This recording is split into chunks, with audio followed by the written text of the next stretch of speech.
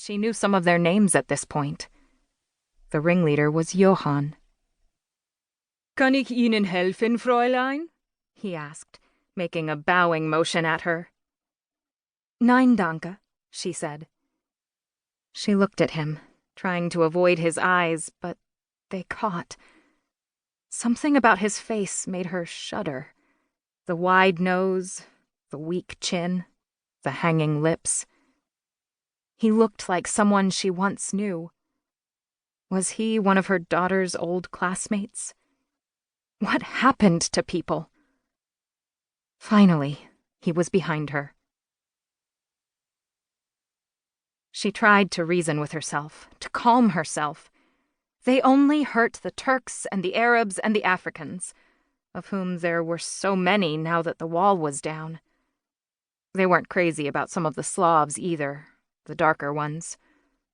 When Eastern Germany had been East Germany, she was never scared. Not once. There was no crime. There were no skinheads. Not visibly, at least. Now? Well, now it was very different. It wasn't the city she'd moved to decades ago.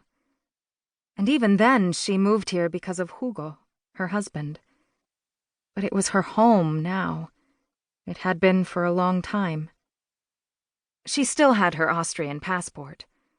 Her brother lived in Vienna and had for years told her to move there. She couldn't.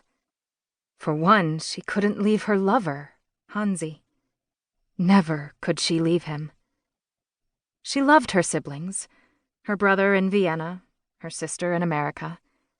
But she didn't want to move. She just wanted the old GDR back. And she wanted her Hansi, too. Even though he was married. Even though he hid things from her. She knew he hid things from her to protect her.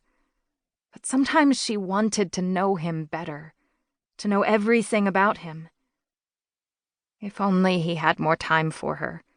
If only he would leave that woman. Marry her. When she caught herself thinking this way, she tried to reason with herself. One thought was, in time. In time they would be together. Her buildings stretched up high above her.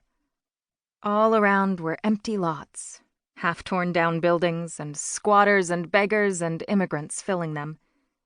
Fires broke out with some regularity. She put her bag down and fumbled with her keys. She was shaking fairly badly, finding it difficult to get the key in the lock. The elevator was broken.